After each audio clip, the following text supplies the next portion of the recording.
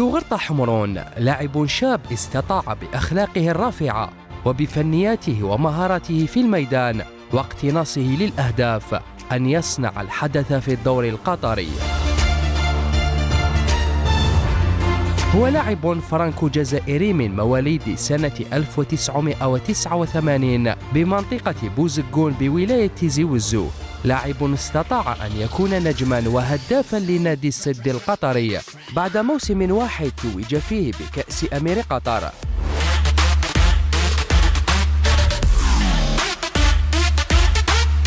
الانطلاقة الفعلية ليوغرتا حمرون مع الساحرة المستديرة كانت من بوابة نادي غانغون الفرنسي الذي لعب له ل3 مواسم، بداية من موسم 2008-2009 أين لعب في فئة الأواسط قبل أن يلعب لموسمين آخرين مع الأكابر بمجموع 40 مباراة مع الرديف و28 مباراة مع الفريق الأول. ليساهم هذا التألق في جلب أنظار مدرب المنتخب الأولمبي الجزائري نحو حمرون الذي استدعي لأول مرة مع الخضر في سنة 2011. تألق ابن مدينة تيزي وزو في الدرجة الثانية الفرنسية جعله يتلقى اهتمام العديد من الأندية، ومن بينهم فريق بيرغازا البلغاري الذي انضم إليه ولعب له لموسم واحد قبل أن يخوض موسمين متتاليين بالبطولة التركية. انطلاقة أخرى أو منعرج حاسم في مسيرة يوغرتا حمرون كانت في البطولة الرومانية مع نادي ستيوا بوخارست الروماني الذي لعب له لموسمين واستطاع أن يكون هدافا للفريق، كما اختير في العديد من الجولات كأفضل لاعب أجنبي. قبل أن يقرر ابن مدينة القبائل الالتحاق بالبطولة القطرية من خلال نادي السد ويكون هدافاً ونجماً للفريق المتوج بكأس أمير قطر في السنة الحالية.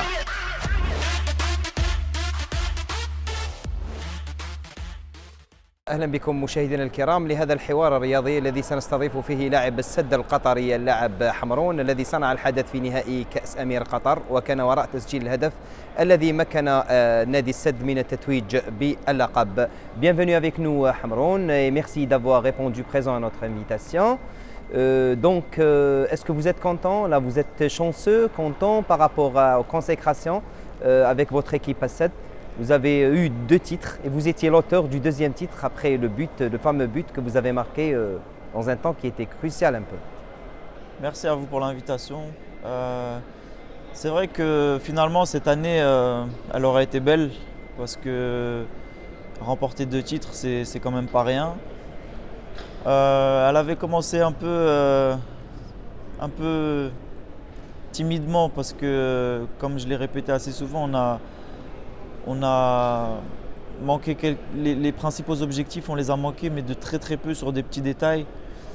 Je pense notamment au championnat qu'on avait dans les mains et qu'on a laissé partir. Là, cette qualification en Ligue des Champions qu'on a perdu au penalty. Mais bon, on a su se rattraper et remporter 2 titres. Vraiment, félicitations à l'équipe parce que c'était pas facile. Pour les Algériens, lorsqu'on dit Hamron, il y en a qui connaissent Hamron, il y en a qui ne connaissent pas Hamron. Donc pouvez-vous vous présenter à nos téléspectateurs et surtout au public algérien, les mordus de foot? Brièvement, Yugurta Hamron, moi je suis formé à Guingamp. J'ai fait toute ma formation à Guingamp, tout le centre de formation, jusqu'à 3 années professionnelles. Ensuite, j'ai voyagé, j'ai tout de suite quitté la France, j'ai fait 6 mois en Bulgarie. Ça s'est très bien passé, un club turc qui m'a repéré, donc qui m'a transféré. Je suis resté 2 ans et demi en Turquie.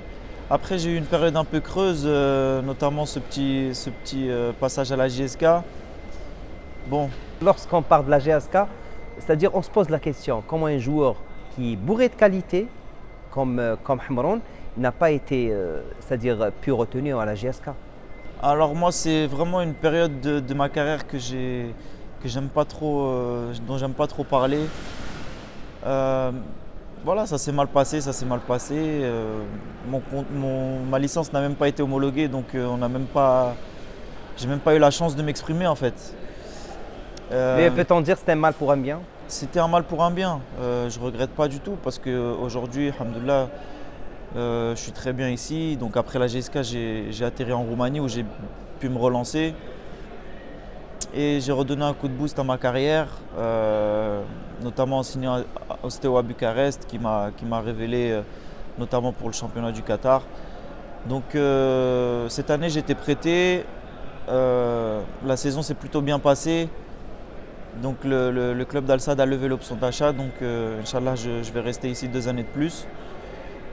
Et voilà mon parcours jusqu'ici. Comment vous décrivez-vous le championnat Qatar?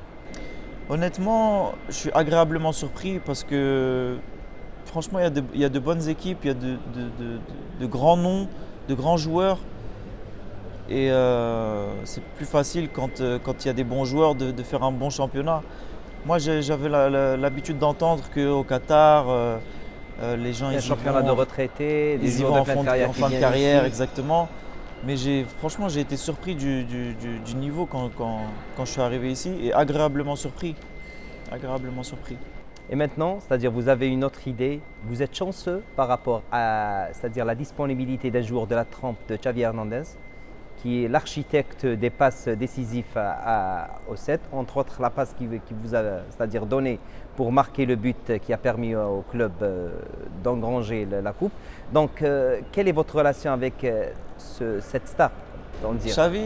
Avec Xavi, ce qui est bien, c'est que déjà c'est un très grand professionnel. Moi, j'ai l'habitude de regarder les statistiques après les matchs et c'est celui qui court le plus, c'est celui qui touche le plus de ballons, c'est la plaque tournante du jeu d'Al Sadd. Mais en dehors de ça, dans la vie, c'est quelqu'un de très simple, de très humble, de très sociable, de très ouvert. Il est en même temps très sérieux quand il le faut, mais il sait aussi détendre l'atmosphère et c'est ce qui fait de lui un grand champion. Et moi, j'ai beaucoup appris cette saison en évoluant à ses côtés. J'aurai la chance, Inch'Allah, l'année prochaine aussi d'apprendre encore plus. Mais vraiment, je tire un grand chapeau c'est un très grand monsieur du football. Apprendre, oui, mais devenir buteur, c'est beaucoup plus important. Avec un passeur pareil, c'est-à-dire on peut profiter pour marquer autant de buts, non? Là, on ne peut pas se plaindre qu'on reçoit de mauvais ballons parce qu'avec Xavi, c'est rarement des mauvais ballons. Vous savez, nous, à notre niveau, on essaye de concrétiser les passes qu'on reçoit. C'est vrai qu'avec Xavi, c'est très souvent des excellents ballons. Voilà, non, je suis hyper fier de pouvoir évoluer à côté d'un grand monsieur comme ça. Et le fait d'avoir un coéquipier algérien aussi qui est Bardad Mounjah, ça vous fait quoi là? Surtout qu'on s'est côtoyé auparavant en équipe nationale olympique. Donc c'est plus facile et surtout que c'est vraiment un excellent joueur, j'insiste, mais Bagdad, devant le but, c'est vraiment un tueur. Ça m'a facilité aussi l'acclimatation parce que de connaître des gens, c'est plus facile.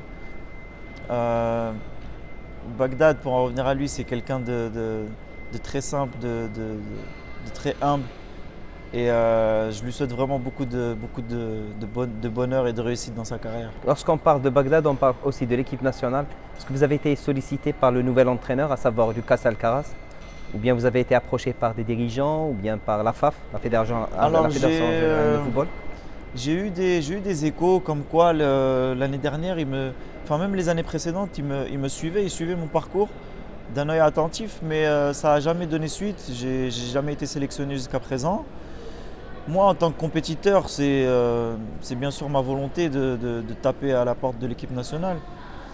Après, je sais que ça passera que par des bonnes performances en club, donc je me voile pas la face non plus.